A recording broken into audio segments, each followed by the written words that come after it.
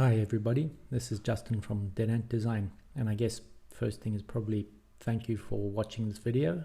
This is my first video, and what I'm going to talk about today is a few tips and tricks, things I learned when I was pouring resin today, things I've learned along the way, and I'm going to put all the information up and hopefully help you guys out. So let's do this.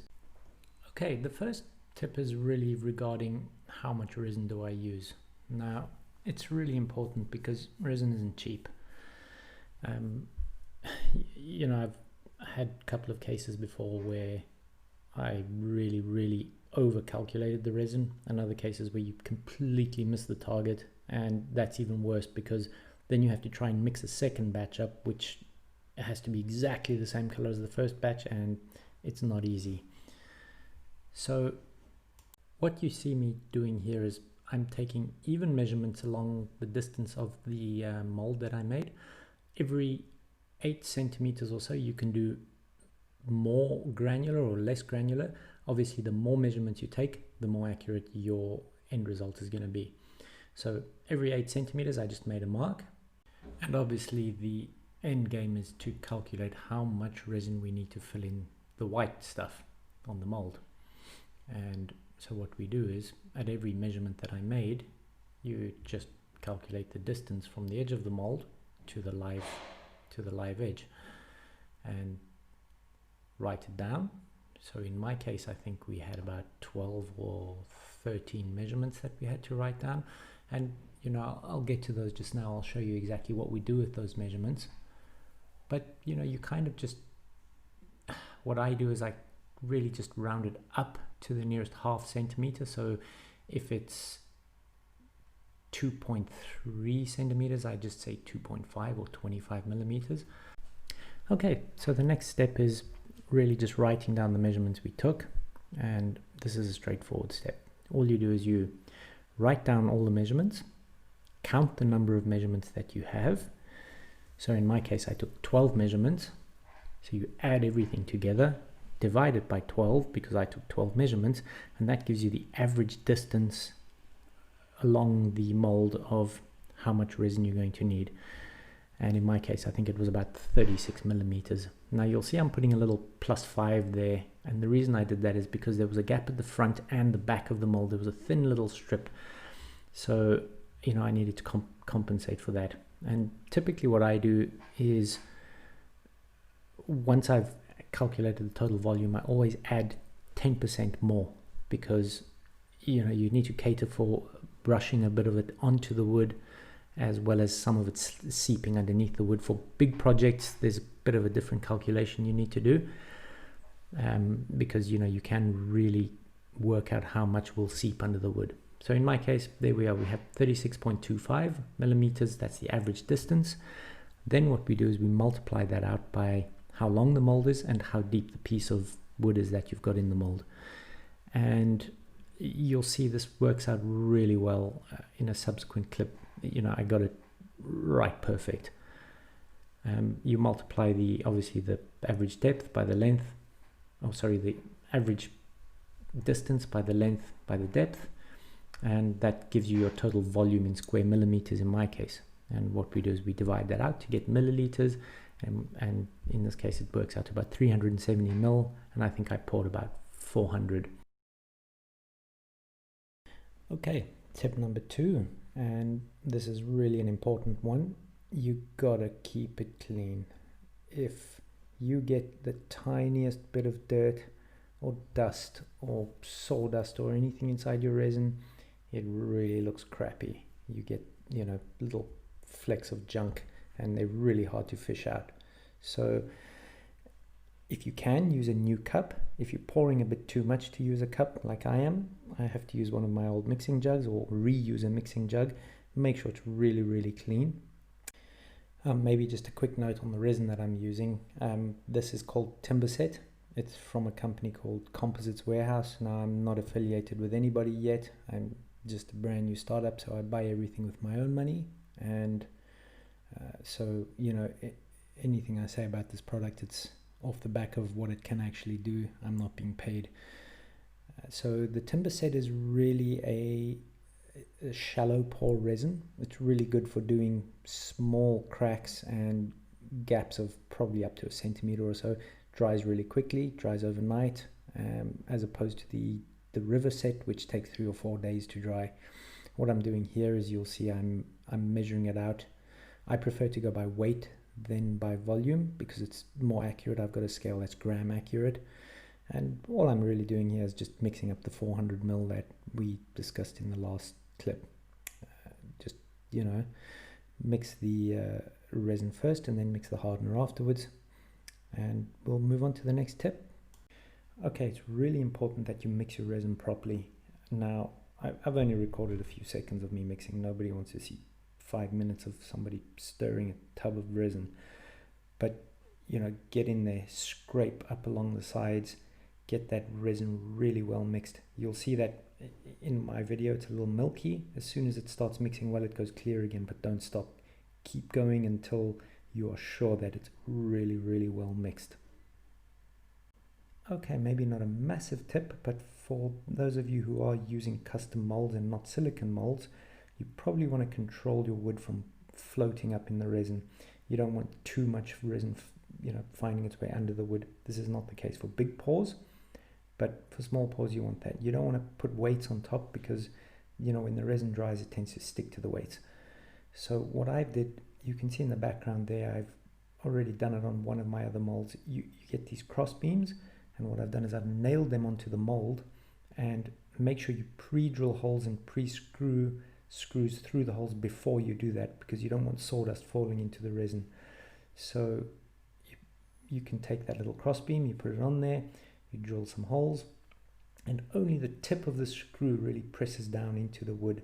It's a really good way to hold the wood down so that resin doesn't seep underneath. And, you know, put 2 or 3 of those on. And another good tip, I guess, that you can see here is what I've done in the background. I've covered everything with cling film, so that prevents dust from getting on it. Okay, so I guess the next tip here, and I do apologize, in all the videos I made today I was trying to talk to the camera, but I don't have a decent microphone yet, so it really came out bad. So I'm kind of trying to talk over myself talking to the camera. What I'm trying to show you there is how I made the little pieces with the screws. I've drilled them away from the piece, and I've already pre-screwed the screws in, because even when you screw the screws through the wood, you get a little bit of dust falling out. And in the meantime, what I've done is I've actually left the resin for about half an hour just for the bubbles to come up. What's really important is it says on the, you know, at least for this resin, it has a 40-minute working time.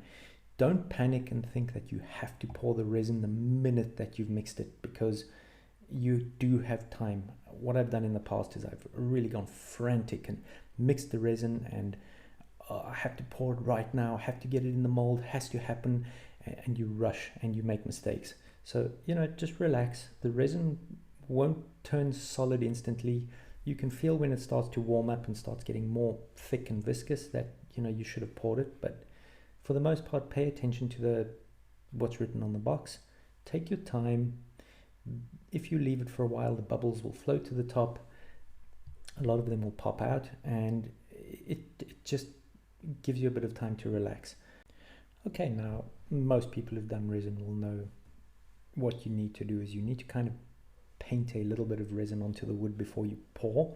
Otherwise, what happens if you just end up with a bubble factory? You know, all the little pores of the wood will have air bubbles that cling to the surface, and what you want to do is you really want to break that surface tension.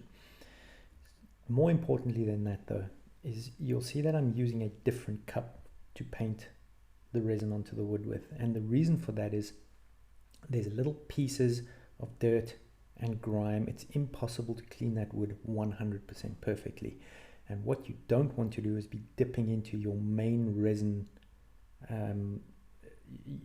mix and dunking all kinds of crap into there, because if you do that, when you pour it out into the open spaces, you're just going to have a mess on your hands. It's going to be full of dust and particles and pieces of bark and all kinds of junk that's brushing off on the wood.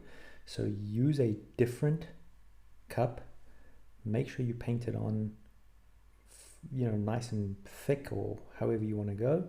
But more importantly than anything else is just keep the resin you're painting on separate from the resin you're going to pour. Okay, the next one I guess is just take it easy again when you're pouring. Now I've sped the video up a little bit, but the whole point of this is, you know, just pour nice and easy. You don't have to pour the way I'm doing it, all the way up and down. Obviously the resin will flow on its own, but I prefer just to get a nice even pour.